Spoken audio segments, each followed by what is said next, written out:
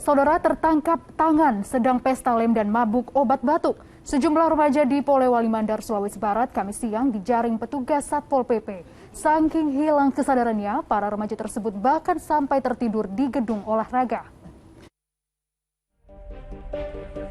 Lagi-lagi kasus kenakalan remaja terjadi. Kali ini 5 siswa sekolah menengah atas, 1 diantaranya perempuan, terjaring razia Satpol PP Polewali Mandar karena bolos sekolah. Bahkan saat ditangkap Kamis siang, mereka tengah tertidur, diduga hilang kesadaran usai pesta lem dan mabuk miras dicampur obat batuk di salah satu gedung olahraga. Sejumlah lem, obat batuk, dan pil obat terlarang lainnya turut disita petugas. Kelas 3 SMA, ya, itu ada melakukan penghisapan lem dan Gojek, ya, obatnya ini, ya, bahwa apa yang Anda lakukan itu merusak diri sendiri. Razia digelar menyusul laporan masyarakat banyaknya siswa yang bolos sekolah dan kerap menggelar pesta narkoba.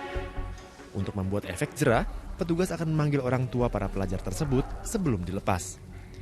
Edi Junaidi melaporkan dari Polewali Mandar, Sulawesi Barat.